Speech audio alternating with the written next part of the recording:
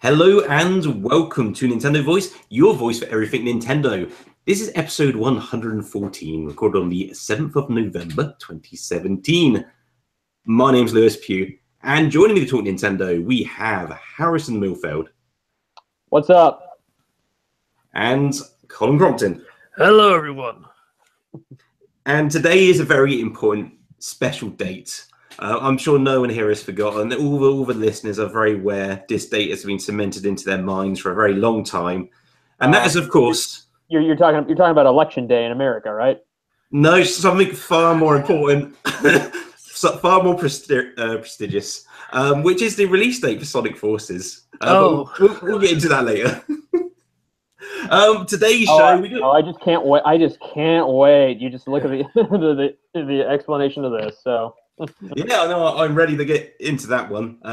But the show's proceedings, we do have some what we've been playing. We've got some Mario Odyssey and some Sonic Forces to discuss. We've got the Nintendo news, the Xenoblade 2 Direct, Xenoblade Chronicles 2 even, was today. So that's all fresh in our memories. And we do have an end feature to go, which is Miiverse Memories. The service is closing down this week, I believe. And we're going to reflect on our most favorite and least favorite Miiverse memories, and let's jump straight into some what we've been playing. And I think it would be good. It'd be good to start with a catch up and what we've been up to in Mario Odyssey. And so, Harrison, how far have you got since you last talked about Odyssey on the last week's show? I finished the main story. I'm around over 200 power moons. It's like I know many have already kind of eclipsed me, basically, further in that. But it's just between other things that are going on. But I did get through to the main story out there. And without spoiling so much, whatever, I will say for those who have not beaten it, the last boss and that last sequence there, you are going to be, and even the last little cut scene they have in it, you are going to be smiling throughout the whole time. That's all I can definitely say about it. Awesome.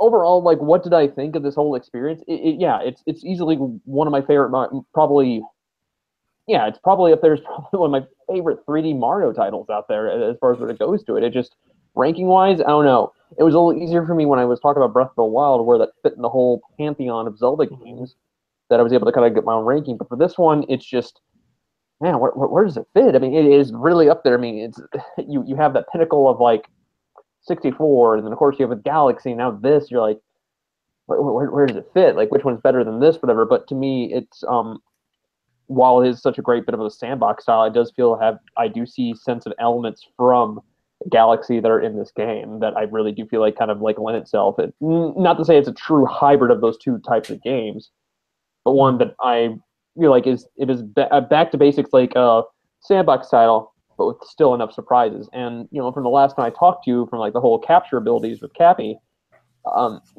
they just get better and better and better afterwards, and even with certain boss battles. So, I mean, I will tell it with Lewis, whatever, there's a particular boss battle that, you do eventually face Bowser in between the game, whatever, but I won't describe the whole battle itself. But it's a nice little appetizer what actually happens in the end. Okay. And I don't know, I just love that whole sequence to it. I'm like, okay, this is definitely something new that I really like how they're cheapening up to it. But I think my one complaint, as far as a few complaints that I could, not bad. No. My only few complaints I could have is, and Lewis, do you feel though, as far as musically, the music here is good, but aside from maybe two tracks, the Cascade Kingdoms theme and Jump Up Superstar, and also an unnamed song at the end, which way it plays, it almost feels like it fits in a Sonic Adventure title. Okay. Yeah, no. Don't forget the Wooded Kingdom. That's got a particularly good track. I have to re-listen to that one though. I feel like a lot of the songs in this, or even music, when I was playing Galaxy, it felt like it was that music itself was accompanying you yourself. But here it just feels a little slightly muted. I don't know. And now I see where you're coming from, and I think the reason why is because it does have these like strong moments where the music and the choice of it really matches up well with what you're doing and the world you're in.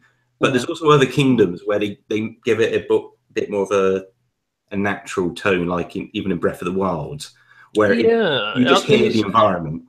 So some environments don't even have like traditional music at all, but others are quite strong in it, where that's just different. It's not what you were necessarily expecting from a Mario game, where you expect a tune for each stage. Yeah, I kind of wonder if this is like a trend for them now, because Breath of the Wild's music wasn't outstanding, as it wasn't as grandiose as previous titles. So I wonder if they're like trying to downplay the music side of things. Well, I think for something like Breath of the Wild, though, is very serene and kind of like wanting to take in the whole environment of whatever. I mean, I feel like I don't know. I feel like the boss theme when you're fighting Ganon when he's in his beast form, there's like this jazzy piano going in the background. I'm like, oh, this doesn't really fit with the moment, but okay. Well, I was kind of glad that there wasn't a main theme playing over and over during Breath of the Wild. I feel like you just taking the whole environment. What my small, and this is just a nitpick for me, is just I like the music in this game, but if somebody were to tell me like, what do you like so far, this or from Galaxy, I'm like, oh, of course, this Galaxy series. I feel like that was something that really just was brought out a little bit more. But even like Sunshine, Sunshine's not like people's favorite Mario, but the music in that is incredibly memorable. The Delfino main theme is awesome. I'm kind of intrigued by it actually. That because I think the only main theme I can name of Odyssey is Jump Up Superstar, because it's the main. Everyone knows that song. It's catchy as hell. Indeed it is, and like we mentioned last week, it's like one of the few songs on like that Nintendo's officially published, like in iTunes. So that's nice to it. Apart from the Pokemon soundtracks. They are really? I guess that's the Pokemon company, so we could excuse that. But I'm pretty sure somehow they've released like every single game's worth of soundtrack on iTunes. There is that. But musically aside, I mean, this is, and of course, if there was a soundtrack for this put out, kind of like what they did with the Galaxy, of course I'd buy it. But I felt like Galaxy is still probably the top tier as far as like Mario music right now. But aside from that, level design wise, levels for them, they actually do stick out. But I really feel like the only level, like two levels, is maybe the end level, and the end kingdom, and the Metro Kingdom, that really do much to expand, because why the true star of this game right now is the capture abilities. I would have to say, as far as level design and things like that, and like they're good, but they're not like breaking new ground for Mario games. I feel like the thing that breaks new ground is the capture abilities, and as far as like returning back to a sandbox feel. And I just feel like it's something with like I wish I saw a little bit more, like with, because like as soon as you get like to the Metro Kingdom, you just want to play around with everything or like go around. But for this one, I felt like maybe everything else is like I wish it was expanded on it, like what the Metro Kingdom did. I just feel like nothing tops that or is up near close to what that achieves. So, but overall, I don't know. If somebody was to ask me like what is your favorite between this and Breath of the Wild, I mean with Xenoblade Chronicles 2 bearing right now, but I kind of doubt right now that may eclipse it. But that's, who knows? I could be proven wrong. If this is going to be my favorite for far as this year, I don't know. I have much time to think about that. I that's going to be the more difficult. Oh man, when it comes to like the end of the year, we do our game of the year discussion. It's gonna be fierce. Fierce isn't. That's putting it lightly. Well, it's going to be so brutal. For you, Colin, though, it's like it's going to be different because you haven't switched the whole year. That's the thing. Me and Lewis. Yeah, we're just going to both persuade you on our Switch experiences either way. So, yeah, I guess from my end it's going to be quite easy, but we'll see. We'll see. I think you end up having the most difficult role in that sense. Do you think? Being peacemaker. Listening to our arguments and deciding, all right, you've given up the best argument. Your game is the best Switch game. That's right. I'll play the judge. Yeah. Right. But no, that's what I've been with Mario Odyssey, and I really hope to actually get onto it, whatever, as far as like collecting all the power moons. So, Right. no, but I'm again, it makes me smile. For any like if I'm having a bad day, I'll just sit and play Mario Odyssey. I'm like, you know what? Everything. Life is good. Yeah. Life is good. I don't care about the outside world, what problems are right now. I am at peace. Yes. So yeah, I feel now is a good time to give my Breath of the Odyssey update. Thank you for my. I'm now 303 moons in. Hot damn. Which is a lot of moons, but it's also not many moons. So which is the weird thing about this game is like, yes, you've now seen the credits, Harrison, and you naturally start trying to compare this to other recent Mario games or not so recent Mario games, and to where it sits. But I feel because the content is so backloaded in this game, it's going to take much longer time to have those more in-depth discussions, because although we have seen all the big story beats, as it were, as much as you can for a Mario game, in terms of actual platforming content, we're still scratching the surface, which is crazy. I am getting that. I guess it's why they called it the Breath of the Wild feeling from it. It's really cool though. You can just jump in, you can pick a random kingdom, go off explore, and you will find these interesting puzzles, and you'll find this like not literal, although maybe in some cases a rabbit hole type effect where you'll find one set of interesting ideas, and then there'll actually be like a secret moon in that location, or there'll be a pipe going to another sort of sub area, and you can find like a really small, insignificant part of the map originally, but it's bustling with all these things to do. And it's bizarre thinking, like, yes, I'm 300 moons in now, and I feel like I've really searched these areas, and it's like I've got like all the kingdoms basically. So where is the the other 2/3 of the content? It's really crazy. So I guess just kind of playing at a more casual pace now, it's going to be a game which is going to keep on giving for quite some time, and that's really cool for a Mario game, because usually I get my fill quite early on, and then I'll just revisit it at a point. But I feel this is going to be quite different. I'm going to be playing Odyssey now for the next couple of years, basically. Well, have you ever had that completionist attitude with the previous Mario games, where you're like, I must get all the shy sprites or all the stars, or not really, to be honest, which is bizarre. But I mean, I think because there's so many, I'm not necessarily even trying to 100% it. But you just want to get more.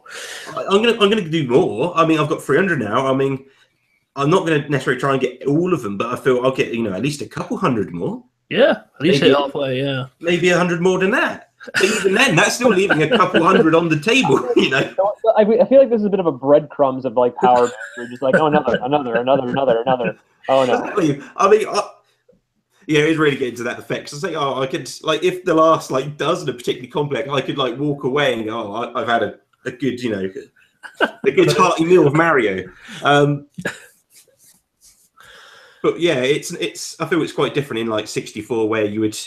Is it 70 you needed to complete the game? Something like 70, that. 70, I believe. I know it's been a much lower in previous Mario games, even with like Sunshine and Galaxy. Oh, Sunshine, you can finish it quite quickly. Yeah. Yeah.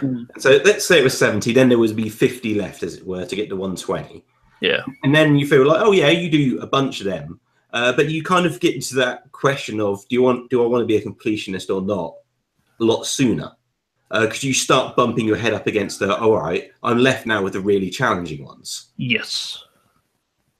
Whereas just because there's so many in Odyssey, you're not going to hit that ceiling that quickly. No, for a while. Yeah. You stumble upon these really interesting challenges, but you also stumble upon ones which are much more moderate and just fun to go through, and that don't actually present a huge amount of challenge. Just give you interesting new ideas, which is really cool still. And not only that, like as mentioned before, like you're going to be finding a lot of power moons everywhere. I mean, it just, I understand with that many, you're going to find some in such easy spots where it's like, oh, it's in this, one's in a few little boxes, or ones where you have to collect this amount of coins, or even some you have to buy. Like I think the last few that you have to get, you have to buy from the cap shop or crazy cap shop. So. Yeah, that's the thing I've heard. Yeah, like So in terms of, and none of this is spoiler stuff. So there's like a moon you can buy in each kingdom, like on the first time round. So just one of the moons is just, you know, buy from the shop sort of thing. But you can, I believe it's after story, you can just buy moons. So they take the cap off. So you can just buy as many moons as you want from a store, one at a time, but they don't replace the other moons. So how the system works is, I'm not sure the exact number, say there's about... It's like infinite moons. Kind of. So, whether it's like on the high 800s or the low 900s amount of actual unique moons. Right. You can then buy, I think, up to 999. And I think you get a very small something for doing that. But yeah, it doesn't replace any of the unique challenges. It sounds like finding... So it's kind of like the last moon. It sounds like finding all the seeds of Breath of the Wild. So you can do it if you want, but the rewards you get is very minuscule. Yes, I think it's along those lines. Okay, cool. Another little thing to do, I guess, throwing that out there.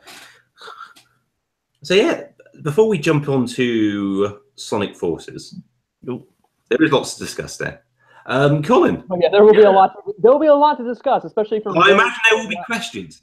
I have plenty of questions. Excellent. But we'll get there. Yes, for me, I've gone back a little bit actually. I've been playing Breath of the Wild. I went now. It's been a while since the DLC came out with Master Mode on it, and I thought, well, you know, I'll take it on. I now have the ability to capture my Wii U gameplay. So okay, I'll stream it. For a second, I thought I have now the ability to capture. When did they? Okay, where was this Odyssey DLC for Link? How cool would that be? But yeah, so I was like, okay, I'll stream my Breath of the Wild playthrough in Master Mode. Man, Master Mode is brutal. And Lewis, I know you've had some experience in Master Mode. Yeah, a little bit, and a little bit in attempting to stream it as well. So that beginning section, we've only got 3 hearts. Like everything just kills you in one hit. You have no your odds of survival. It feels very much like I'm a victim playing the plateau section. Yeah. It's like it's not just that the enemies do significant amount more damage. It's that you do less damage to them. Yeah.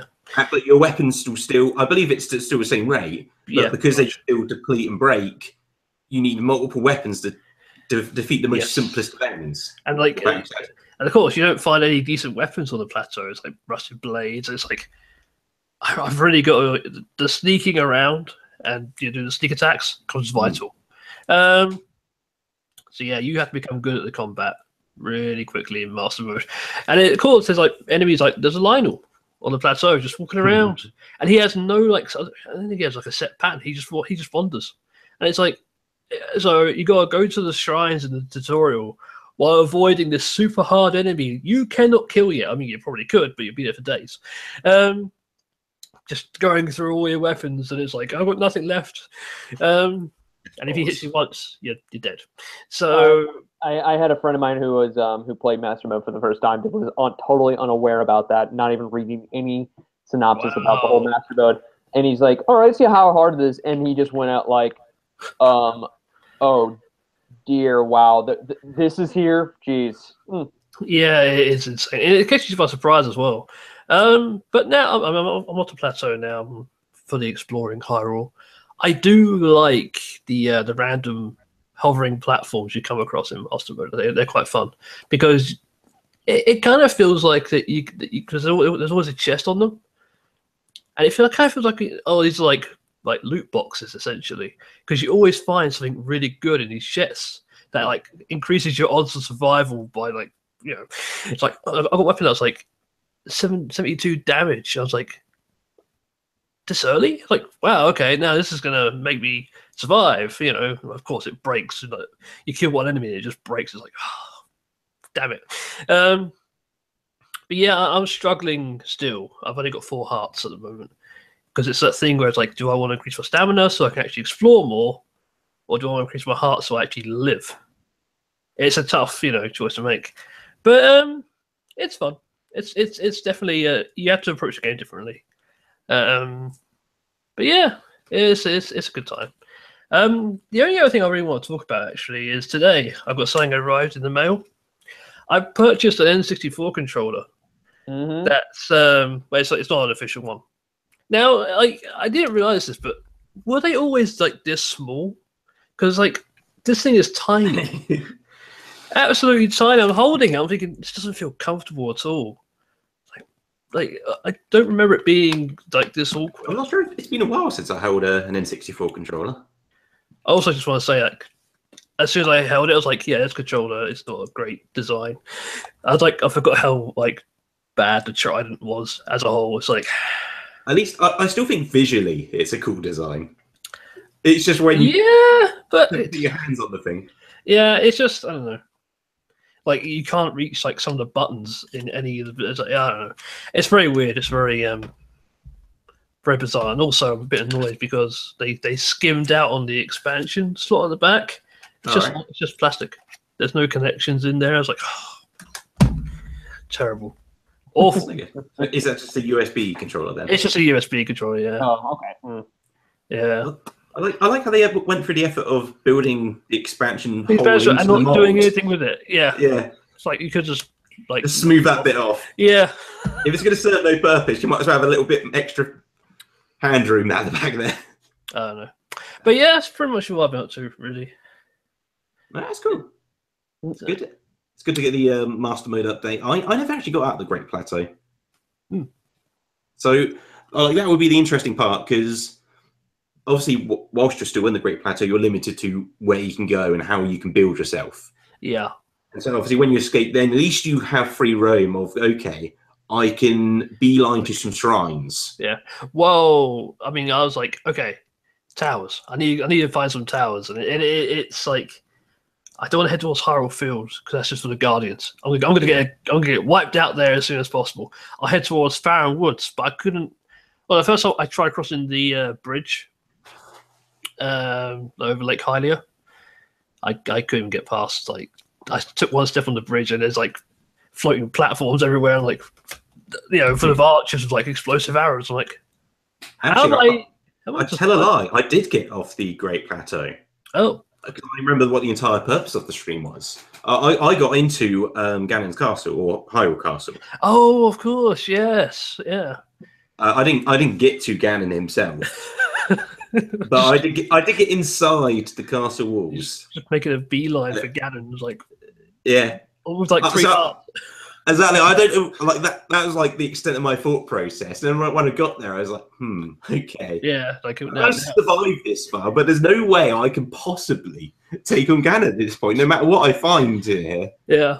Even if and it's quite cool because like I did kill some enemies, I believe, in Hyrule Castle. But this would have been like making a beeline straight from the Great Plateau. So I still had like sticks and such in my inventory. Some crazy person's like spent ages attempting to beat Ganon just by like doing the plateau and going straight for Ganon. Yeah, I'm sure somebody's managed it at this point. Oh, definitely. Well, I'm actually quite curious to look that up. That's something I'd like to do. Oh, as far as speedrun, yeah, people have done. Yeah, I'm sure. Yeah, people. I'm wondering what the it's not necessarily guaranteed. Like, although it's technically possible, like it will let you challenge him. Yeah, like you're going to need a certain amount of equipment and gear per se. Well, yeah, because if you've got no weapons, you can't beat him. Exactly. So what's the bare requirements, as it were? And I'm sure that stuff's still being worked out, still being like the quickest way of getting like maybe to the armory in the castle and then working away. I don't know, but yeah. And I guess that will change when they work out. Oh, actually, you can get away with using like I'm trying to think of an obscure weapon. Like if you get like a rake or something, that actually deflects. The big because like how you can do the broom is like the best weapon in the game against Ganon. Yeah, is it in like an offering of time you can use the bottles or something in the energy tennis match? Yes, that's right. Something along those lines. So I'm sure there's some tricks there to uncover still. I still think the funniest ones. It's Twilight Princess with the fishing. Is it the fishing pole on the top? No. Sword. Yes, you can. Yeah, Twilight Princess. You can use the fishing pole against Ganondorf. Yeah, his head just follows it like perfectly. He's just like, what the? but yeah, that's pretty much what I'm going to do. No, that's cool. Yeah, I'm curious. So if I remember, I'm going to look up, see what the actual steps are, which is known to defeat Ganon as quickly as possible. Cool. However, so Sonic. Sonic. I've been playing the latest free Sonic game. Oh, why would you do that to yourself? That's the first question. Yeah. Because I don't know better. Next question. After Sonic Boom, the absolute travesty that was Sonic Boom, Yeah, which I remind you, you liked.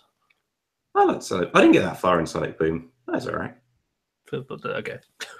I like the vibe of it. It did have some weird technical issues. Most of the recent 3D Sonic games. Well, I say recent. Most of the 3D Sonic games. There are exceptions, but I feel most of them do have technical issues. Pretty much. Yep.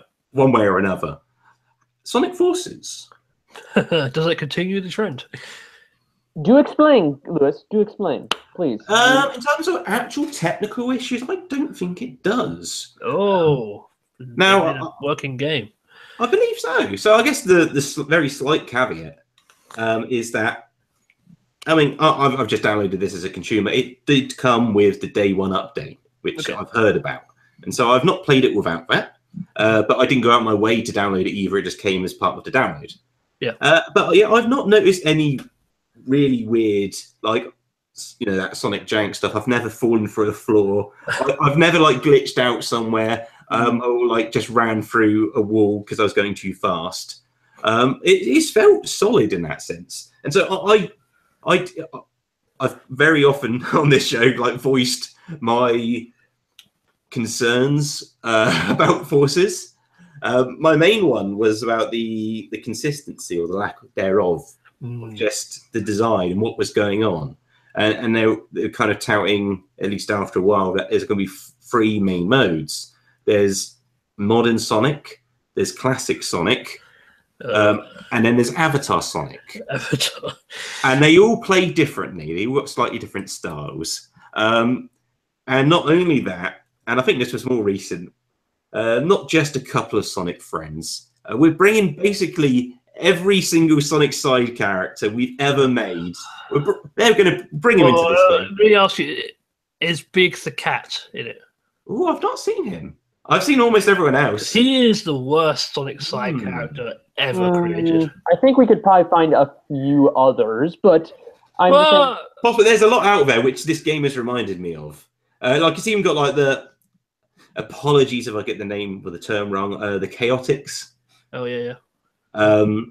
They've guys haven't been in the game since actually I think Heroes, but before then I don't think it was. Yeah, you're right. Yeah, a Game Gear game.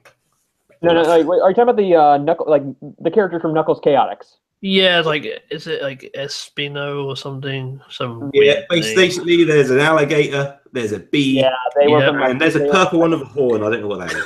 It was from Knuckles Chaotix. It was a 32X game, which was apparently the best game on 32X. Apparently, so. Well, it had a very weird gimmick as far as you were chained to another character, so that was its whole mechanic, and it depending on who you meet, whatever people either like it or they despise it. Sounds about right. Sounds about right for a Sonic game. Yeah, well, isn't it a good job that they got rid of all these silly gimmicks long ago, and it's just a focused game, knows its identity. But then I've kind of been bouncing around it, and it's an interesting game in its own right. But I've been having fun with it. Oh lordy!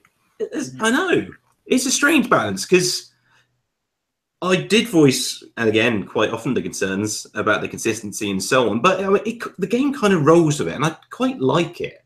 In a very strange way, I thought it would be impossible for a world where classic Sonic, modern Sonic, and this strange avatar that you make to live in one universe together. But it kind of works in the weird story they've made. Oh, okay, so the two Sonics do interact with each other. Yes, very minimal, but I mean, it's mostly not sure they don't often interact together, but you will have cutscenes where there's classic Sonic and Tails together, sort of thing. Okay. And obviously Sonic and the other characters. Sonic often interacts with the Avatar character, who they call the Rookie, and so well, it works. I mean, it's a custom name sort of thing, so you've got to come up with some sort of term. It's just a kind of a trope. It's oh, he's the new guy. It's okay. Sonic. You got to give it some leeway here. It's not the best story. It doesn't elevate the medium in any ways in that sense. Well, I wasn't expecting it to, But yeah, Robotnik is trying to take over the world for some reasons he's probably not really thought through very well. But the very simple premise is that Robotnik's actually doing a good job this time, and he has somewhat taken over the world. He's done a few attempts, so he's done a few practice runs. You mean the few attempts? It's like, oh wow, let's try something a little different here, But yeah. But I think the thing I want to ask you though, Lewis, as far as this is obviously this game's more in the vein of like I think kind of continuing trend like what we saw with like say Sonic World and even Sonic Generations, where it's just speed here. But is there any way where from the few preview events we've seen for this game, it's not getting the most warm of receptions? No, and I think a telling sign, and it's oddly, it's quite bizarre how this was a motivator on me buying the game. But because they're media blackout and not giving the game out to reviewers. Today it's always a good sign. And I thought that combination with Sonic, like they didn't pull that trick with 2016. They didn't try and pull that trick with Boom. What is this game going to be? The reason why they didn't pull it with not 2016. Well, I thought you said Sonic 2006. I'm like, sorry, that is what I meant. Yeah. Okay, the reason why they didn't pull that with like Sonic 06 is, I even think Sega and Sonic Team were at that point were like, yeah, maybe we could still squeeze something out of this series in 3D, and it was still. But the thing is that so much like 2006 was plagued with technical issues. Like some Sonic games get a bad rep for that, but that one in particular was terrible on the quality control front. You would just absolutely just trying to play the game the game will let you.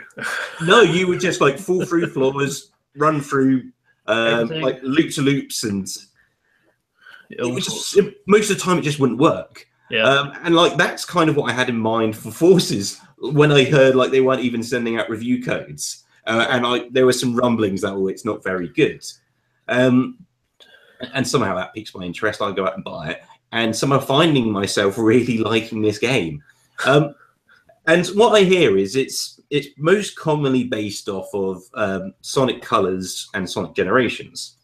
Okay, two good games. Yeah, the two. They're both renowned for being quite good. Yes. I've not actually played either of those, oddly. Oh, I missed out those good ones. You need to stop playing the crap games, Lewis. I played Boom and Lost Worlds, and on the Wii generation, I played. What are those?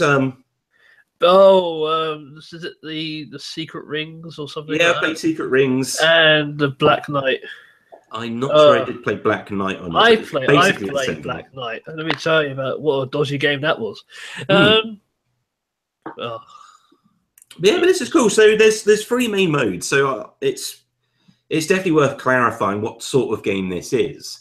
And so in terms of general progression, although there is a world map, it's very linear. You just have numbered stages, and when you clear certain stages, you will unlock, say, a secret bonus stage. It's not very secret, but a bonus stage, I guess. And you can play them as well. They're quite small things, and sometimes when you clear a stage, a previous one will be marked as it's a SOS mission, I believe they call it. Okay. And it's basically replay the stage again, and it's a slightly different condition. You get a little reward out of it. And so there's other things to do beyond just the next stage.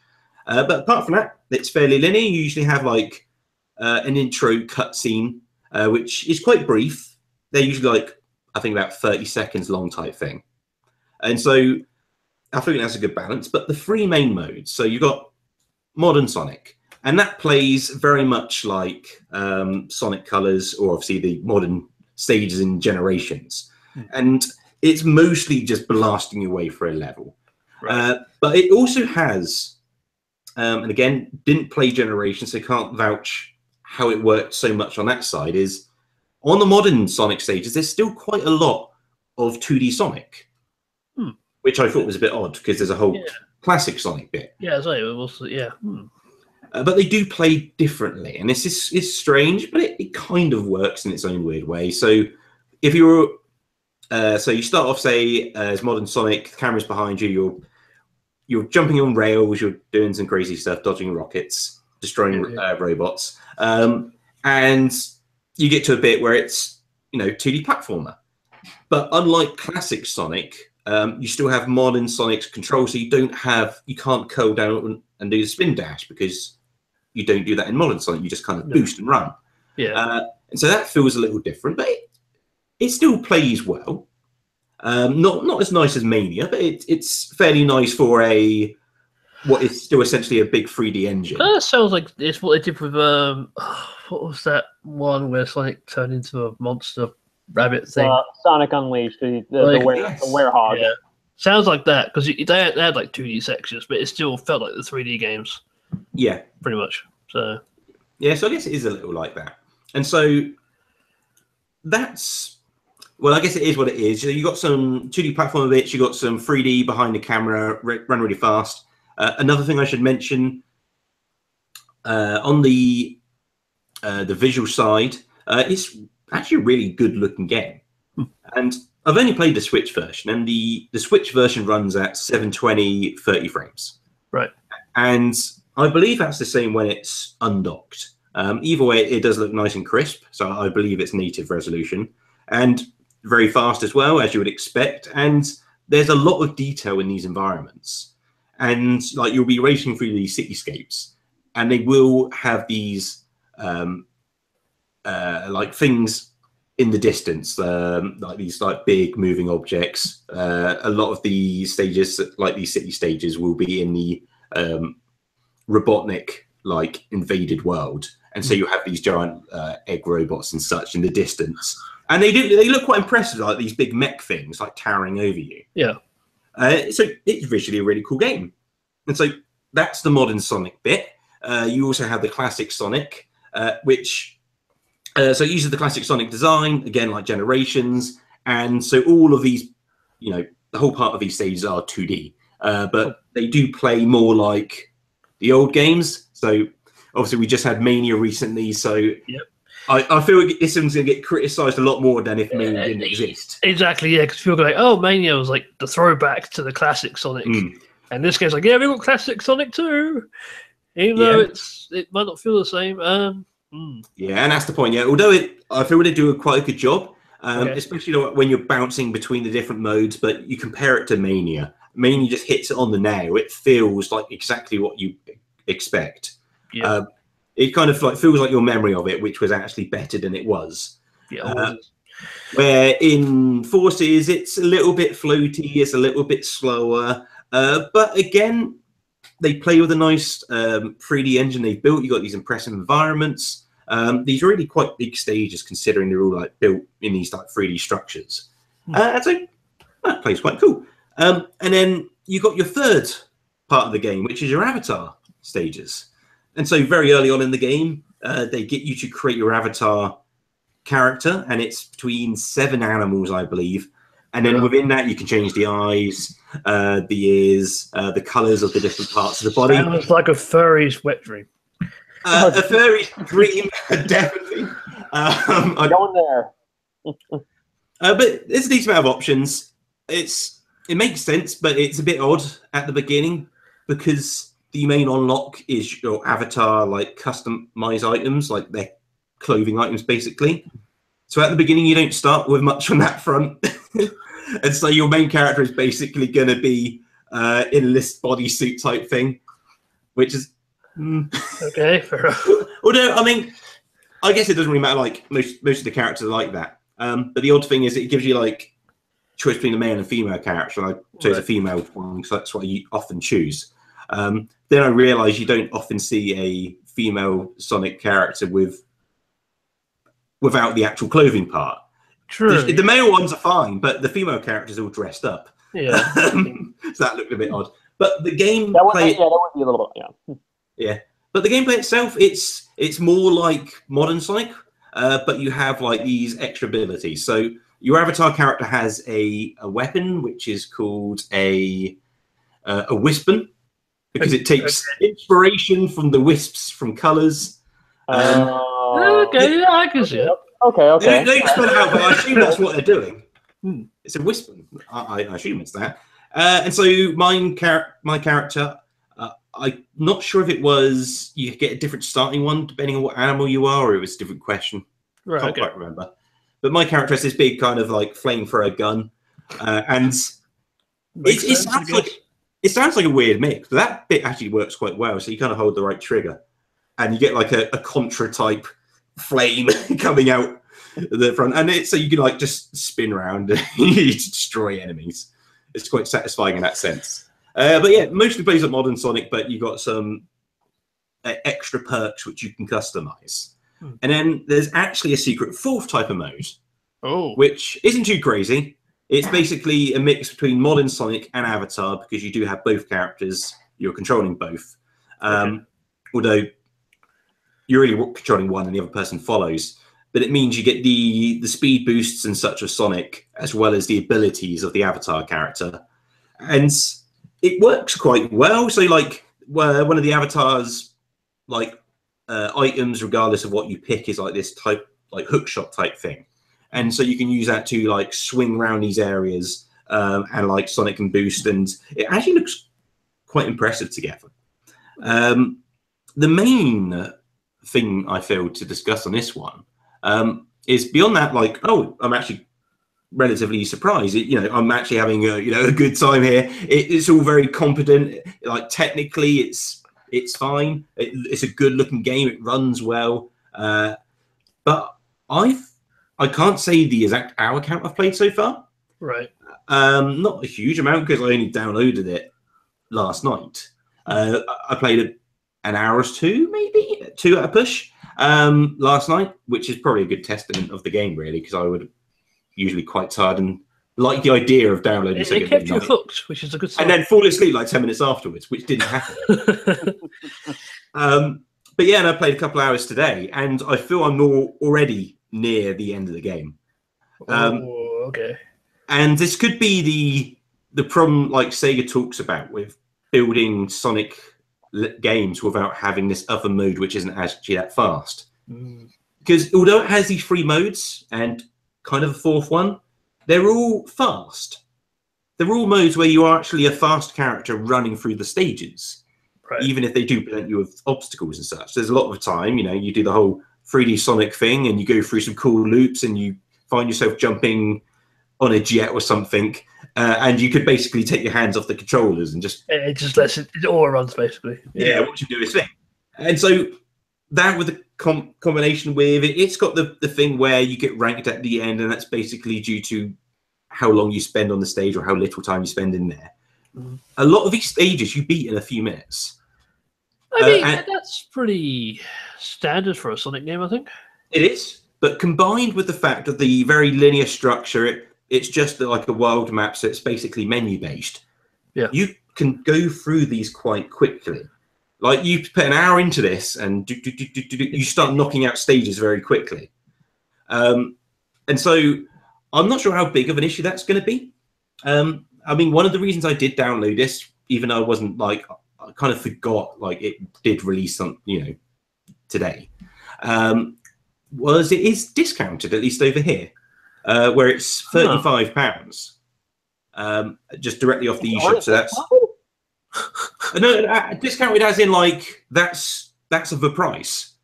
And I believe it's it is, and I believe it's $40 in America, and so it's cheaper than your standard Sonic game. And I'm not sure if that's reflective in terms of, they've gone, actually, it's... They're like, we just kind of skimped out on some features here, we'll reduce the price. Well, not so much on the features. That, we've actually made a game that because of the nature of it, you're going to blast through it. It's not a big game. And so, yeah, it's not full price in that sense. But it could be that, you do the story, and then, it is... There are actually... Because there are these red rings, which there's 5 of them in each level, kind of Mario-ish. So you can go back. Very Mario-ish. It is. Yeah. It's, if there's enough stuff like that to go back to the previous stages when the credits roll, or it's going to be, okay, that's done and dusted now. So that's the question I've got at the back of my mind. I feel I've only got like a handful of stages left. I'm gonna take a guess and say that's pretty much it. It may be. I reckon once you finish, you'd be like, we're on to the next thing. Possibly. Yeah. But I still think, even at this point, it's a cool game to have on the Switch. It's got these some stages in particular are very cool in almost that literal sense. It's quite nice just to jump into a Sonic level, have some ridiculous music playing, blaring with the lyrics, and doing these like genuinely like impressive like feats of speed and maneuverability with Sonic. So like when it works, it kind of still works. So what you're saying is it's better than Sonic Boom? It is better than Sonic Boom. I'm happy to say that. Right. Okay. There you go. Again, I'm not sure how much this means, but it's probably the best. It's the best 3D Sonic game I've played in quite some time. Oh, okay. Fair enough. It's the lingering thing in the back of my mind is just this is going by rather quickly. Yeah. Whereas I feel like the other 3D Sonic games, they would put these things in which would slow it down. All right, these are the tank levels. These are the finding your Chaos Emerald levels. But nobody liked those. Exactly. That's my point. So they've taken those things out and go, okay, you've basically just got Sonic levels now. We'll give you 3 modes to give you a bit of variety, but you're essentially just Sonic levels. They're all 2 minutes each. That's what they are. Yeah, I mean, as long as they're fun, I guess that's the main thing. Yeah, and it's mixed on that front. There's a lot of just like average levels, but there are some in particular which are that was a cool like little roller coaster of a video game level there. That was just fun to go through, and so I'll go back to some of those. Yeah, those levels you'll play over and over again because they're so cool. Yeah, Sonic Adventure 2 has a few levels like that with Sonic. It's like, I'll do that again. Yeah, there was a few stages which reminded me of like Adventure 2 Sonic stages. Cool. Yeah. But yeah, so that's my Forces update. I mean, I assume next time I'll be able to give you like, I've done it. Exactly. Yeah. Well, we shall see if this is going to actually. I don't know. I don't have the highest of hopes for this one right now, and even judging by a few early reviews, it's like this seems just more of a mess because it looks more likely. Like I think Sega mentioned about how they will decide between either Sonic Mania and Sonic Forces depending on sales, which type of Sonic they'll move forward with for the near future. I believe I think it will be both either way. It's saying it most likely, yeah. It'd be like because I imagine Forces will sell more than Mania. Just because of although critically, Mania is going to be so much higher on average. I just reckon in terms of sales, in terms of getting the game out into people's hands, I reckon more Forces will be out there. Just because, I think still nowadays, Sonic still has a big like stronghold over the kid market of video games. Oh, absolutely. That's a huge brand there. Where I feel, even though it's not as critically a good game, I think a lot of kids will be much more happy playing Forces and playing a 3D Sonic game where he's cool and fast, and it's modern in that sense, opposed to going back and playing an old Sonic game like Mania. I mean, yeah. In their eyes. I mean, Sonic is Mania is a love letter to people who grew up with the Mega Drive games. Yes. Yeah, I think you might be right in that aspect, but we'll see. We'll see. I have higher hopes. I think Mania will overrule Forces, but I mean, yeah, right. Sega will be like, they're both good. Exactly, and because they're completely different teams. I mean, like exactly.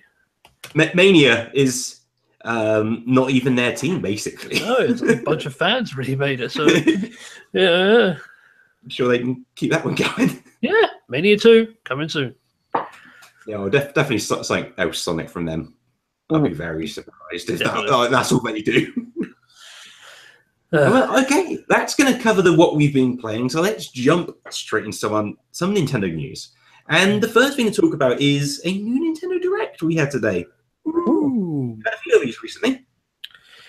Yeah, they're coming thick and fast. They do, and this one was all about Xenoblade Chronicles 2.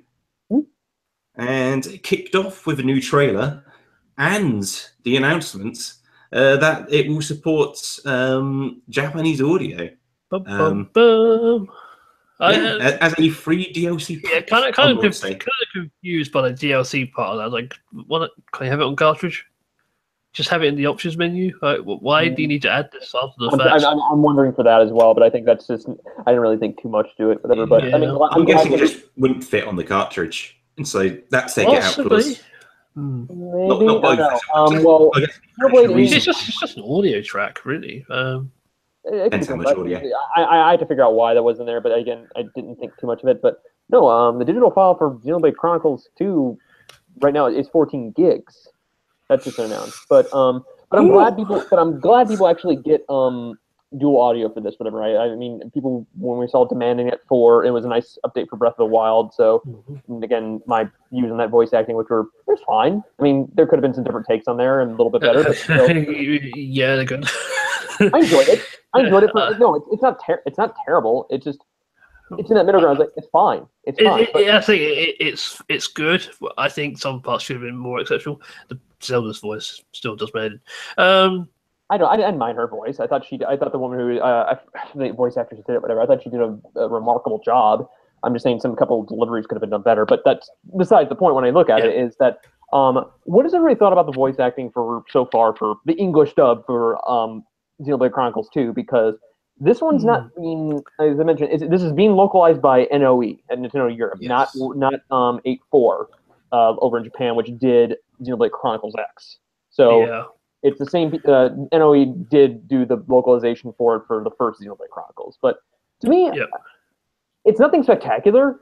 And I feel like when you take things out as like context for it, it does look very strange as far as what it is, but it's passable enough, whatever. I mean, I don't want to get hung up too much on the voice acting because there's some Japanese voices. I mean, some people feel like the Japanese voiceover there shows a little bit more emotion to what they do, whereas for the English dub, it just feels a little bit stilted at times. But just reading the script, I don't know, but I'm not bothered by it. I'm not bothered at all. So no, I'm not really bothered by it. I mean, honestly, I prefer an English dub.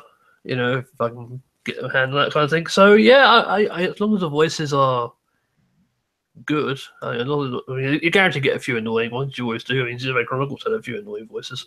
But I'm curious to get your take here because at least I don't think it's very often that you get a Japanese RPG with British voices. That's the thing. Which is what Xenoblade Chronicles was. It was, yes. And that really took me aback at first because that was such a different set of things in my mind. You'd either be Japanese or American dialects there, and I think that was the first I heard, just very variations of British accents going on in a JRPG world. Yeah. I'm just glad they didn't start busting out like colloquialisms and things like that, like right gov and things like that. That'd be terrible. They almost do. Like they come close, but they don't outright do it. It's not like at least as far as I remember. The names and the actual. It sounds terrible now because I really love this game, but not using terms like this. But the bad guy mechs essentially in Chronicles early on, aren't regional. Or metal was it Metal Face? Metal Face guys? Or Mechons or whatever. Yeah. His accent in particular, he's very. I'm sure he might use some colloquialisms, as it were. I'll have to go back and check out some clips from him. But yes, one of the things was in this direct was the dual audio. We got the new trailer as well. So we get, as we kind of do in these kind of near the release directs, we're getting more and more snippets of the story. So I feel we've almost got like a spoiler in this one, kind of the Well, I mean, it's up to them to decide. But like in some of the previous trailers, there was this mystery of who is this character. Yes. And without context, we now know that one of the characters in the game has another version of them, essentially. A dual personality of some sort. So but also like a dual body as well. And that's a lot of information to go with before we play the game. Yeah, because I kind of felt they did a perfect job with X in that they didn't really give you a whole lot of information. There were quite a few surprises. I think it was just a premise that they told you, which is pretty much you're stuck in the planet. I was not. I mean, I was one that not very impressed with the story so much. I mean, again, this was more. well, this is what Monolith was going back. They wanted to go back more of a slightly linear type of story, gameplay, but like adventure, but with a more focus on story. Whereas X, it was more of the exploration of the world and being an offline MMO. Yeah. But I will say, the one thing that really surprised me in X though was, again, as much as I watched many videos and being excited for it, the one where you realize, oh, they're not actually humans. They're consciousness and robots. And I find that midway, oh, okay. I was legitimately surprised by that. I was surprised by it as well. I was like, that's a nice little twist. Okay. But other than that, nothing too surprising. I mean, again, like as far as villains' motivations, everything, I did not care. I really didn't. It was not as strong. I thought, no. But besides this, I'm hopeful for something that's going to be very grand and epic as far as a little bit of story to it. And also, I mean, I know a couple. Who was the one famed Final Fantasy artist that he designed two of the characters, and I think it's one of the two villains. Oh, Nomura, Tetsuya Nomura. Yes. I think that. Yeah, I looked that up real quick, but no, it's like you can tell, especially from their 2D drawings and also the 3D. Yeah, it's like they do stick out. It's not they don't fit, but they do stand out from the crowd. It's like, okay, they're very differently designed. So yeah, overall, I quite like the trailer they showed. I would say the main character seems to get beat up a lot. In the trailer, he's getting smacked around a lot. And it's like, okay, yikes. They also, like, there's a whole spoiler thing, like, he gets killed. Like, it seems like at some point, it's like, okay. And it seems like it's like right at the beginning of the game. At least from what they showed. And then the woman who comes with his sword, saved his life. And it's like, okay, I'm on board with that. That's different. So, interesting. I don't know. Well, can I say, though, when I look as far as the cutscenes that we see through this game, I know people were a little unsure about the new artist or like the new character designs for this one, because I felt like when you looked at X, you kind of had added that type of setting, but even though I kind of felt like they were just like literally like, oh, just plastic dolls almost. Yeah, like, kind of, yeah. But this one, I feel like that design that they have in there lends well to like the cutscenes, because they're able to express a little bit more. So, but I think right here though with this direct though, that I'm glad that they went over, because I feel like the last time when they went over that whole sleepy time grandpa voice video in the last direct. Yeah, I mean, I was fine with it, but it's just like every time I kept thinking, like, this sounds like Winnie the Pooh is on like Spoilers or something. I don't know, but besides that, it's just this one I think did a very well explain a bit of the battle system and what you can do and what you can do for characters. I'm glad that you can actually simplify the UI though. That's good. Oh, that's awesome. What kind of got to me though were the puns. God, I hate it when people like push a pun.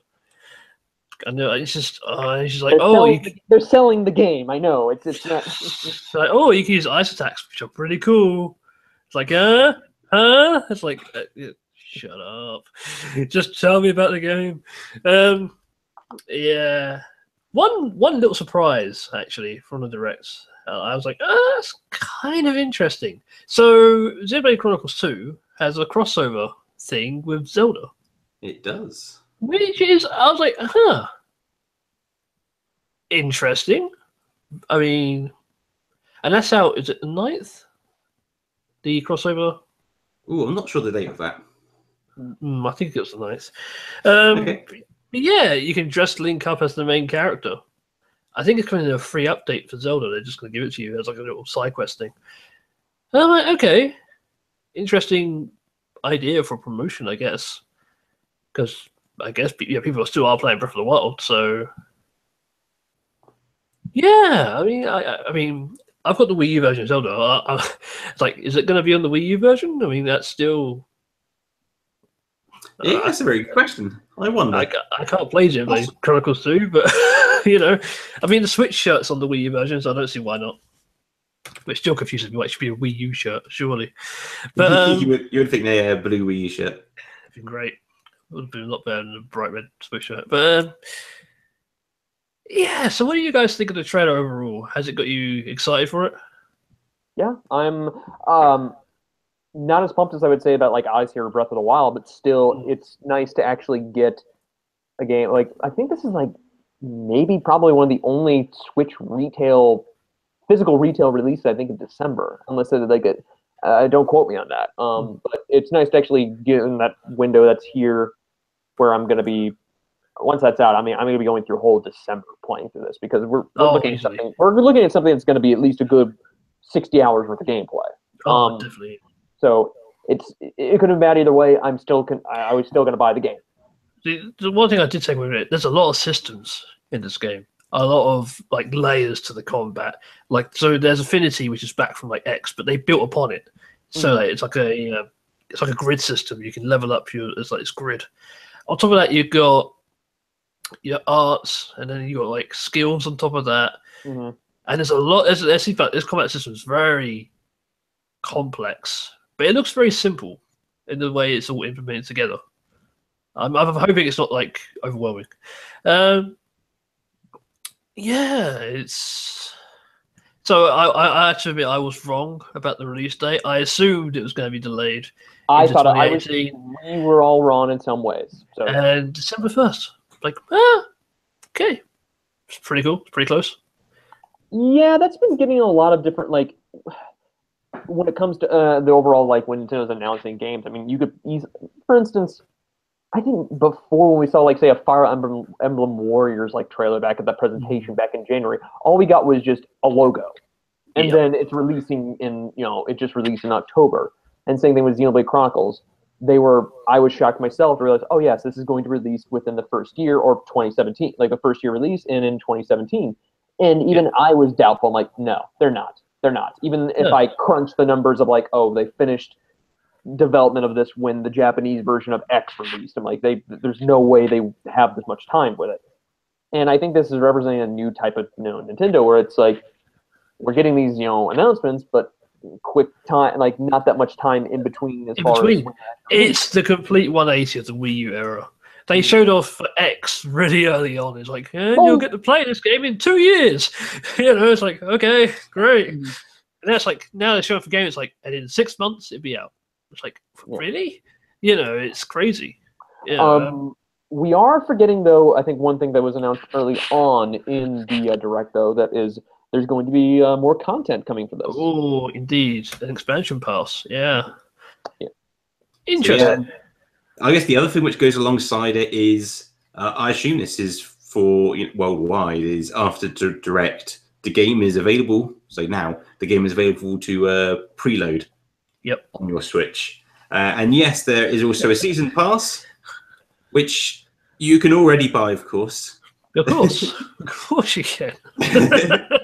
as a digital edition of the game, which comes all in the same executable. So, are you going to be downloading this, Lewis? As in the season pass itself. As in the game. Early. I'll get the game. I'm not sure I'll preload it. Just because it's not the sort of game I necessarily need to jump in at midnight. Just because the sort of game it is. I'm going to have like an hour-long like introduction section. So yeah. I mean, I may end up getting the season pass, but I probably won't buy it in advance unless they give me a good reason to. Yeah. It just seems silly to do that. Honestly, I kind of regret getting the Zelda season pass when I did. I got it. So as soon as I announced it, I was like, I'll buy it. And it was like, yeah. So I waited until the main bit of content, or the first of the two halves. And that's when I jumped in. Well, but I'm excited for it, though. I mean, I'm glad that this is like getting more content past here, and we're even getting a main story portion of it, but it won't be till like this time next year. So, geez, wow, we're getting quite a lot for it. But I'm going to be going physical for mine, just because. I don't know. Well. Yeah, I might. Harrison wants to taste the cartridge. Which none of us have done yet on none of us have done that yet on the. I did that once. I did that once on a dare, and I regret every bit of it. Terrible. But, I'm thinking now it was a missed opportunity that I didn't get Sonic Forces as a cartridge. You want to eat it? I thought you liked it. I didn't realise we were proposing actually eating. I thought we were just purely tasting. Oh, You might actually order it because it's so bad. I don't know. Anyway. Okay, moving on. There were some other bits of Nintendo news which came out. And the next thing I got on my list, at least, that Bandai Namco have some big Switch games, as they call them, due for early 2018. And this came out of, I believe, from a financial report. I could be wrong here. Discussing about the success they've had so far. And they've got some games that they've yet to announce coming early next year. So one of them's going to be like a Dragon Ball game. Maybe Tekken, Soul Calibur. Tekken, maybe a port of Tekken 7. Possibly. Yeah, possibly. Soul Calibur, maybe, I don't know about Soul Calibur. The last one. Have we had a recent Soul Calibur? No, it's been years. It's been years. Okay. But I can't see a Soul Calibur being Switch exclusive. True. I mean, I don't think they necessarily say. Oh no, they do say these will be exclusive. Don't they? Yeah, so that kind of rules out Tekken 7 as well. True. You never know. One of these could be Smash Bros. That is very true. Yeah, I never considered that. They did make the last Smash Bros. If it was going to be a port, I imagine they will be involved if they made the original. I kind of feel like they wouldn't say they're early 2018. I don't know. I feel like that's the E3 announcement. You know, that's the odd thing about the future of the Switch. We don't really know what it is beyond Xenoblade Chronicles 2 That's true. And some logos. I mean, there's a few exceptions there, but on the March event, they told us everything that we're going to be playing this year, basically, and they stuck to all those promises. Stuck to the word, yeah. So yeah, that's some Bandai Namco games to look forward to. Capcom, on the other hand, though. Yeah. Well, you'll have revelations, and you'll yeah. I really do feel like with the success of the Switch going in, I know there's still more to prove as far as beyond on there. And well, I can't believe we got Doom releasing this Friday too. That's just nutty to me. But it just feels like knowing with the way these sales come out, it's like, and Capcom's like, oh, it feels like a bunch of these different third parties are having they're caught with their pants down right now. It's just like. Mm-hmm. Well, I think even Namco Bandai in the this news, they said themselves like we weren't expecting the Switch to take off as well as it did. So they're now scrambling to try and get games out for it. It seems like Capcom. I think they announced they did a press release where they're like, we're not porting Monster Hunter Worlds to the Switch, but the next game we will consider. It's like, okay, fair enough. Which is kind of disappointing for me. Yeah, I feel like third parties are trying to catch up. Like, damn, this thing works. We didn't expect it to. Let's get some games out for it. So, yeah, I think 2018 is going to be even more crazy for third parties. Just, we'll see. Yeah, definitely. And when Nintendo actually reveals this information, as I kind of just alluded to, that's going to be interesting its own right. Will they come out and do either just a bit fairly big Nintendo Direct January to let us know, what the actual releases will be for 2018. That'd be kind of cool. At the beginning of each year, like, right, a whole new big fresh thing. Yeah, because they've stuck to this consistent theme. We've had basically one big game almost every month for the Switch, and not knowing what's coming beyond that, it very well could be. January rolls around, they do a big event, and maybe they even do an event. You never know. And they go, all right, here's basically a 10 to a dozen games to look forward to. Have a good year. But yeah, we'll find out. So, pondering back as we were, March of this year, 1-2 Switch was a. Oh god, this is a good one. This is a good one. Obviously, it was the great launch game to look forward to, the big exclusive. And it's finally getting an update. The update you've all been waiting for to finally make best use is you'll now be able to record those little video intros on 1-2 Switch. Because what else? There's nothing else to record. It's what everybody's been waiting for, right? Because everything. This is the game that you don't need to be looking at the screen to play. This is how they marketed it. I know. You can play it with audio alone. Is But now you can record the screen. Is there like a separate app where we have to record via our phones and then upload to the Switch? Is that what has to happen? Quite possibly. I mean, that might be more useful at the time because you're just going to be like, you've got a Joy-Con each, so only one of you is going to have the ability to capture. Yeah, so it's dumb. But yeah, even then, even during the game, nothing interesting ever happens on the screen. Nope. It's usually just like a screen with like a big scoreboard. Yeah, or it's just like a picture or an image. Or I think there's a game where you're unraveling a chain around a box. Oh yeah, I think it's probably the closest you get to it, as exciting as it gets. I can't think. Yeah, so this is a bit strange. I think like the small good thing you get out of this is like, oh, this is a very, very, very simple thing to add. It's probably just a matter of resubmitting the game and hitting a checkbox. But yeah, because nothing else was added in this update. Yeah, hopefully we'll have more updates like this for other games. I think it's like more for 1-2 Switch, which don't rely on purely audio instructions, so more interesting things can be captured. And, our next and final bit of news for tonight, or this morning, depending on when you're listening, is No More Heroes. Travis strikes again. We've got an update. And I've not clicked the link, but I have heard some recent things. So I'm going to go with them, and hopefully they match up. Okay.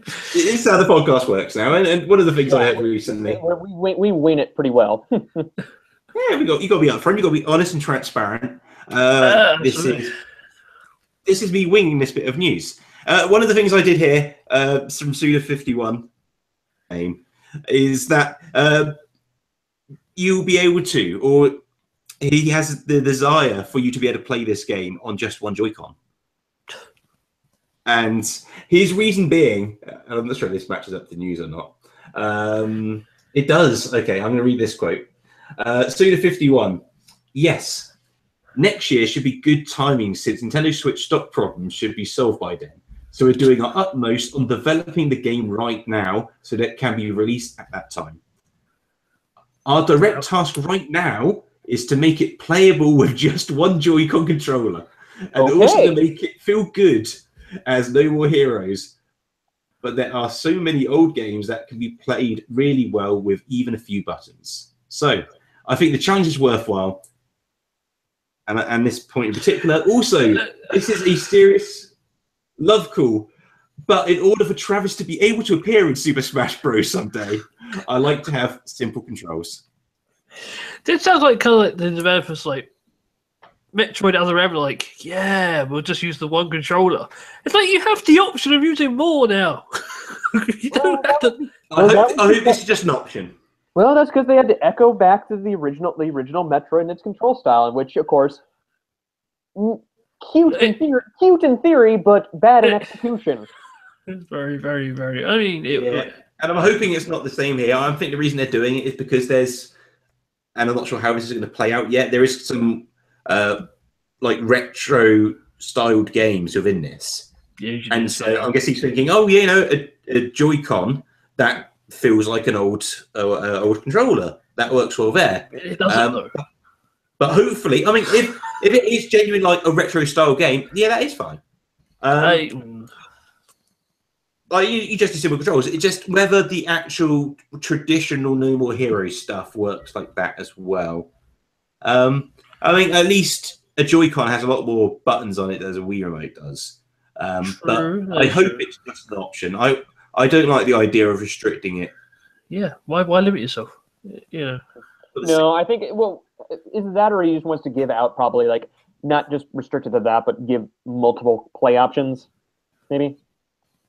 Hopefully, we'll see. Yes, yeah, that's I mean, yeah. I hope it is a matter of options, opposed to we've got this cool idea. You have to play this game with one Joy-Con now.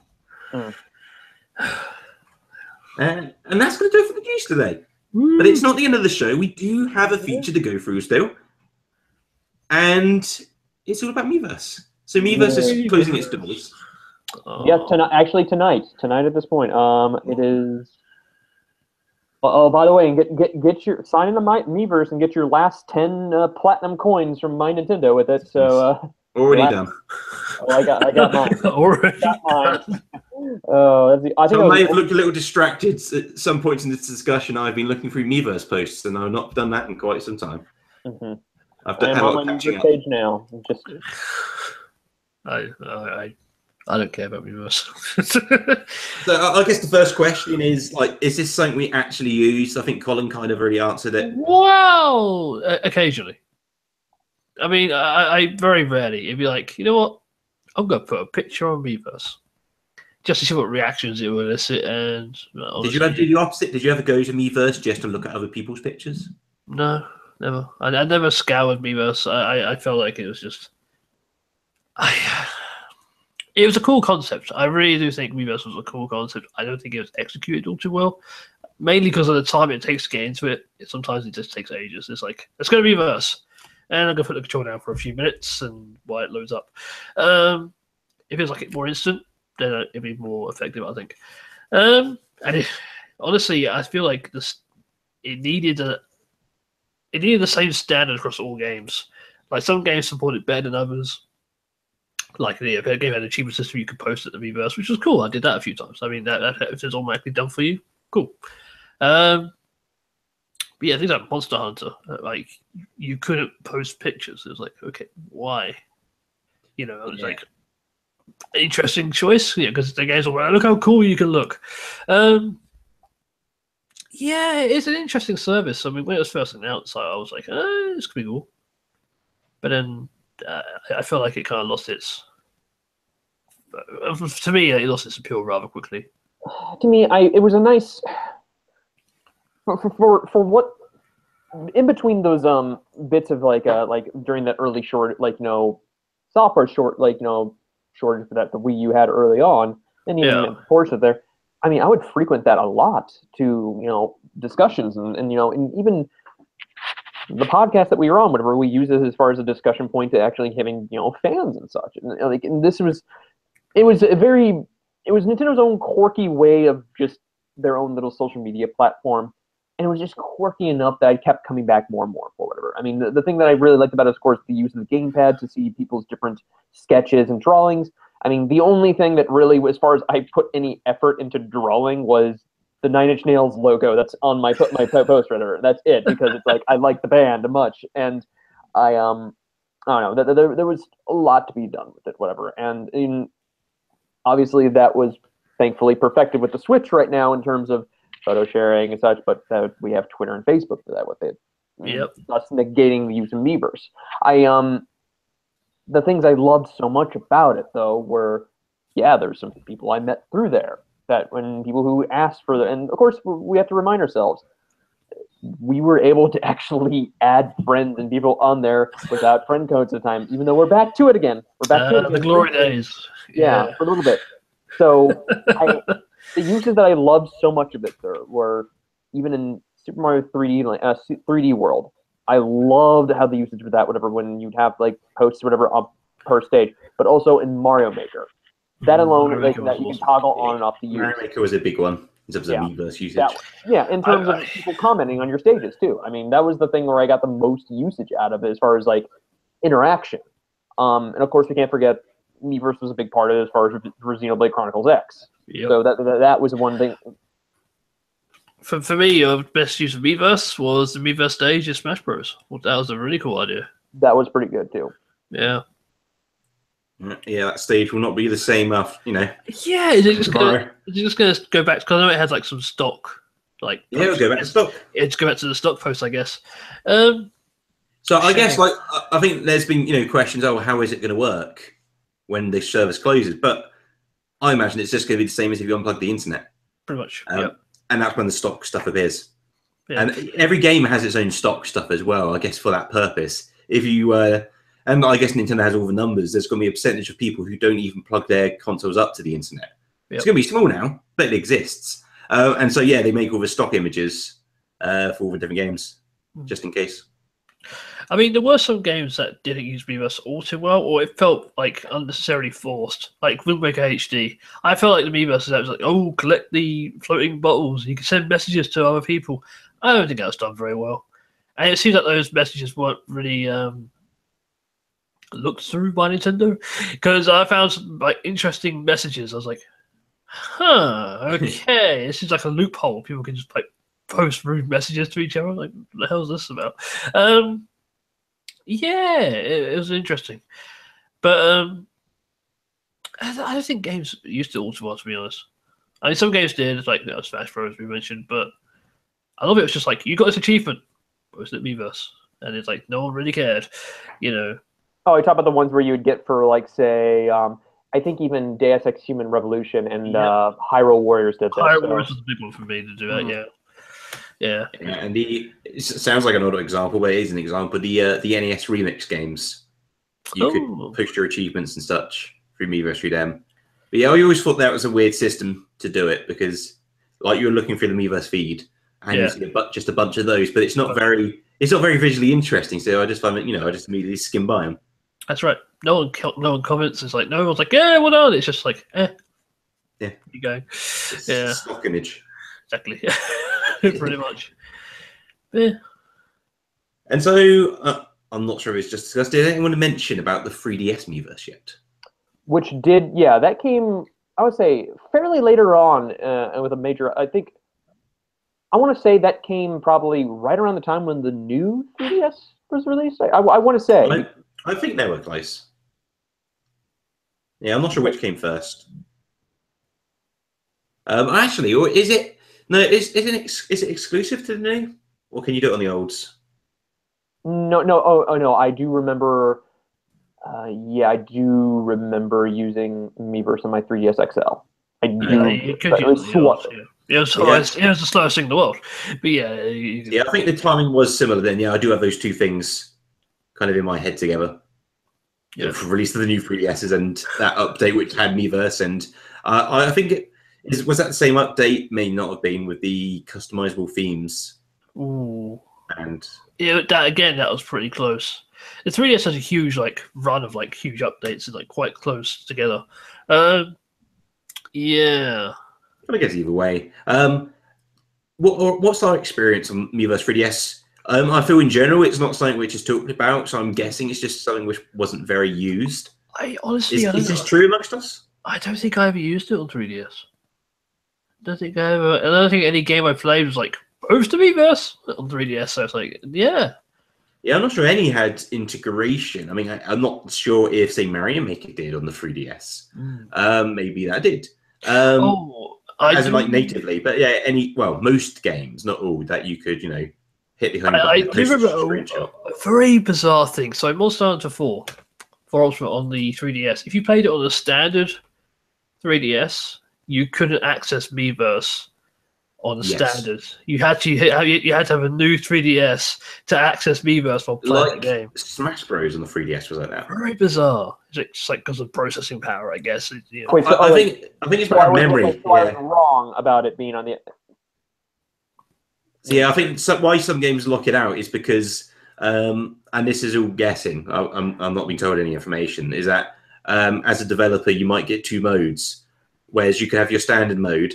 But you could also have access a little bit more memory, access a little bit more processing power, but it will lock out all the multifunctional stuff. You won't be able to access the internet browser or Miiverse, and it will do a longer load into the game and kind of a longer load out of the game as it kind of boots into a game-only OS sort of thing. That's pretty much it, yeah. No, you can. I did see it. You can use it on the original 3DS XL, but it'd be slow. So, I want to say when this actually finally came here. How to get Miiverse on your 3DS? Oh no, I really want to say. Oh wow. Yeah, here it is. I think it was 2013. Yeah. Wow. Okay, that was far sooner than I would have thought it would have been on there. Yeah, I was a bit later than that. Yeah, just December of 2013. So a year after the Wii U's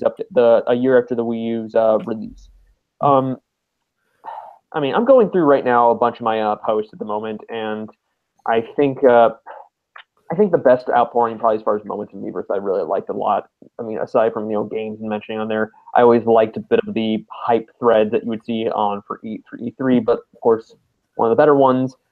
I mean, the two that I could probably mention that I liked was with the death of like Hiroshi Yamauchi, and of course, and the death of like Satoru Iwata. Like the outpouring of like tribute poster on there.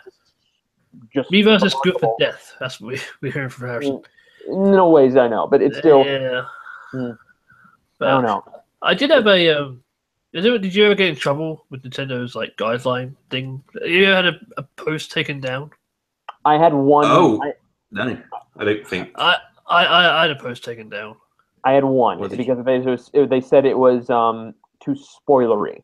I didn't get that. I can't remember what I even posted, but for some reason I can't get rid of the message that tells me like it was like, yeah, we have taken down this message. I can't get rid of that notification. It's constantly there. It's like, I know you took it down. You took it down like 2 years ago. Leave me alone. But yeah, it's very bizarre. Oh no. And that was one thing I wanted to forget about is that, and I hope does come to the Switch in some way. I mean, it would be different to use with with Facebook and Twitter's algorithms. Is that it had a dedicated spoiler tag. So what you deemed a spoiler, you could censor out, and you could click at your own discretion. So that I really liked. I feel like very few people use it though. Very few people are like, we'll just start off anyway. I used it a lot. I used it a lot for Fire Emblem and Xenoblade Chronicles X. That's what I used it for. Yeah. All right. So I feel I've got an extra perspective I can add to this discussion. And I didn't want to jump into it straight away. And that is because I released a Wii U game. You did. I had an admin Miiverse account. Ooh. And I still do. Not for long. But I still do. That's the important thing. So I've got the little green tick. The little green section. The white He's verified. I'm a verified user. And I'm going to try and be somewhat careful what I say here, or I will be careful. Yeah, I mean, if you see Lewis just like his camera feed just gets cut, it means the ninja's got him. Yeah, well, it's on video. I'm surprised the ninjas haven't even gotten you for whatever during your development. No. And so, I was already using Miiverse, obviously, as a consumer. And so because of each Wii U game gets its own Miiverse channel. And although I made the crossover game with R.C. Mariak, the puzzle game, because he, in quotes, published it, I didn't see this side of it. So when the game portal launched, as my normal account, I was just kind of on there, talking honestly, like, oh, I'm the developer, if you got questions and such. Yeah. And so at that point, I didn't have a verified account. And then I did get one. And then it was the same account as such. So it was added to the account opposed to it being a separate account. Okay, that's pretty cool. But at that point, there were certain rules in place. Ooh. But because, that was the weird thing to be in, because I obviously generally use the Wii U as my main system, and Miiverse was saying I didn't heavily use it, but I used it every now and again. But now, because I had the tick on it, there were certain things I could and couldn't do, and some of them were quite big restrictions in that sense. Like, I don't think I could even do new posts on other communities or something. What? There was some big thing like that.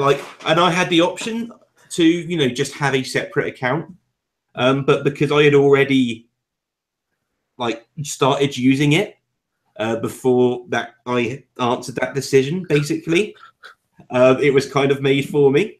But it didn't really interest. But yeah, it's cool. Or it is, for the very short time it still lives. It is cool to do that because you do get a few extra bonuses. Like, I'm sure you've spotted, just as an end user, you can see the people with verified accounts sometimes can submit posts with unique images on them. Yep.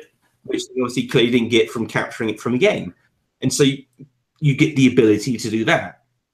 And And so yeah, so I've done some like promotional image things. I've not done anything recently, but it was cool just to be able to like go like have Miiverse open on the browser and like go through like my images on my PC and go, okay, this is a good picture. Use now format to the right resolution and such, and do a post for it. And then you realize another thing: as soon as you get the verified account, it's a strange social community because immediately then you start getting lots of people like requesting to be friends with you all of a sudden. But I'm not sure what you're expecting. Like, because you're famous, Lewis. That's what. I don't know, but I mean, all you get out of the exchange is like the ability to play games with them and exchange messages. Yeah, essentially. But so why jump on that for a verified account user? It seems a bit odd. But it was cool nonetheless.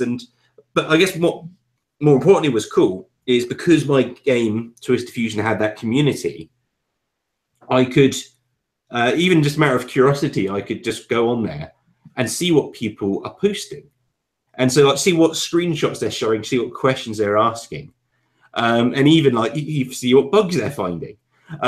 It's a bizarre experience just be able to look because it's usually it would just be reviewers, critics, and so on. You would get like the information from, and that's a bizarre kind of relationship between like developer and consumer. Is that you usually only hear this is the official word. Mm-hmm. Well, I mean, and it was great to actually have that bit of connection to like you said, to them to reach out. I mean, there have been certain games where it was like, hey, people would complain about like say a bug in a certain game or difficulty or something that's ranking up. Of course, developers who have those communities or even those smaller indie titles able to kind of like to get feedback on. And that kind of to kind of segue my final thing about my personal final thing is like it was always a great place to kind of for certain puzzle games to kind of figure out like troubleshooting. Like I remember in Box Boy, there were certain puzzles I couldn't figure out because like to get certain crowns in the game in the level to 100% it.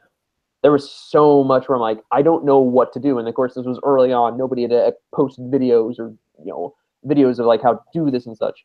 But to me, it was nice to see people like actually draw out things like the strategy to it. Awesome. And of course, we can't forget when Super Metroid released on there. How could we forget those famous memes of why can't Metroid crawl? God, it's a good question. Is it a good question? The internet believes it is. I guess they kind of addressed that the Metroid. How can Metroid crawl in Zero Mission? When you do the Zero Suit's Harvest bit, she crawls through the air ducts. Anyway, yeah. Well, that didn't proceed. It did. Is there anything else we can talk? I mean, like a final thing about our Miiverse, because it's like, well, it feels a little bit like an end of an era, but it's an end of an era which I didn't really get involved in, so I don't really have a whole lot to say. It's essentially taking away the one worthwhile feature from the Wii U that I really like, a worthwhile feature that made it unique. And yeah, and even let's just say this: Miiverse did a lot more as far as the social community than what Sony did for PlayStation Home on the PS3. Oh, they soon dropped that. Yeah. Yeah, I will say that they did a lot for as weird as the Miiverse was. It did a lot more on a smaller budget. So yeah, they did. Yeah. So I do hope we see it again in some form. Maybe if it's not as big as it would be thought to be, but for now, I know I'm going to be downloading a few posts here and there and screen capping some things, especially the one that I congratulated you, Lewis, whatever, for your for the launch of Twisted Fusion. So that will at least gain some traction. Yeah, and I'm kind of hoping, because I've not really looked into it, I'm hoping there's like a developer equivalent. There may not be, but just I want to download all the posts in the Twisted Fusion community and all the screenshots. And another thing, can't really close this off without saying, is it was really cool to see like doodles, and there weren't many of these, but like doodles of like my characters and such by people just not requested of by me. It was really quite bizarre. Like when you would stumble upon them, and like some people who are like really good, because that was the other crazy thing about Miiverse. You would find these people who were really surprisingly good with that Wii U stylus. Which was just like, it's just a basic like black ink on white You know, and it's like like paint, but only with the very basic of draw tools. Tools, and people do like these like epic landscapes and stuff. It's like, what? How do you like? How much time on your hands do you have? You know, it's insane. Also, to me, that's the best part when you boot up the Wii U and there's all the little beads come running down, and you see the artwork popping up. Yeah, and it's like there has to be some guy who went through and curated like the best pieces to show on the home screen, because it's just like some of it's just insane. It really is. It's so talented for some of them actually done what they're able to do with things like that. Yeah, exactly. And I will say though, when I was mentioning about why Metroid can't crawl, I mean, this is also the end of something else. Is that a great Twitter account with bad Miiverse posts? So if you get a chance, go back and look at that archive of that. It's some quality stuff. Yeah, I think that's going to do it though. We've had some good Miiverse memories. I do hope there will be something similar around the corner. I think its biggest problem was the speed, as Colin mentioned right at the beginning. If they can get a system like that as fast as the rest of the Switch system UI stuff is, I think it would do really well. And so I'd like to see something like that in the future. But that is going to do it for today's episode. Before we do go though, want to remind everybody, thank you very much if you are supporting us over on Patreon. It really does help. And I want to do a sneaky announcement here. Oh. And this is one of those sort of announcements I do to hold myself accountable to my own actions and thoughts.